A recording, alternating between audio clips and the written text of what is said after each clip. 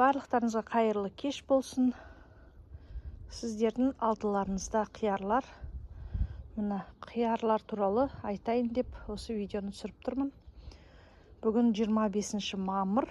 Қиярлардың бәрін болғанда далаға отырғызатын қиярларды осы жаққа отырғызып қойғанмын. Жер мына осындай қатты жұмсақ емес, бірақ сонда да әйтеуір осы жерге бау-бақша егетін болғандықтан ептеп әлімізге келгенше жұмсартып қиярларды егіп қойдық. Мына қиярлардың бүгінгі айтайын дегенім, бүгін күн өте салқын, сондықтан қиярлар міне ептеп осылайынан жапырақтар астыға қарай өстіп нетіп тұр.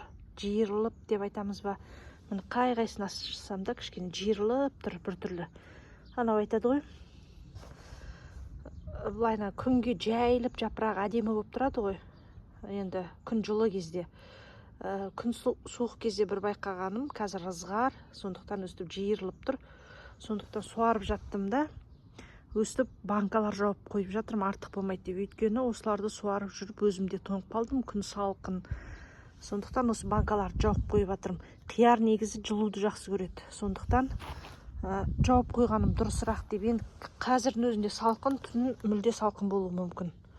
Міне көрдіңіздер ме, барлығын қайсын ашсақ та барлығы жаңағы жапырақтары ептеп өз-өзіне қарай жинап жиырылып тұр.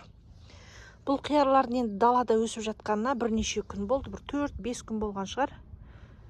Сондықтан өстіп жаптым, міне басын өстіп не бар осы жерде қалбыр андай-мындаймен жауып жатыр едім. Кейін бәрін бірыңғай банкамен жаптым. Өйткені осындай жабатын ыдыстар керек болып.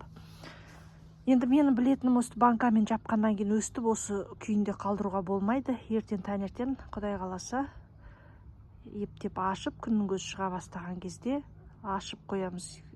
Ауа райы деген құбылмалы ғой, күн қатты ысып өстіп қалып қойса, ол да дұрыс емес әсер етеді жаңағы қиярларымызға. Солып жаңағы ыстықтан сондай болып қалуы мүмкін.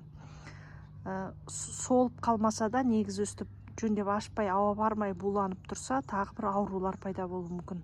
Сондықтан әр кезде жабатын кезді біліп, ашатын кезді біліп, сондай жұмыстар жасап отыру керек. Енді оны мен білетініммен бөлісіп жатырмын. Және каналыма салу үшін осы видеоны дайындап жатырмын. Кейбіреулеріңізге пайдасы тиіп жатса қуанышты болар едім.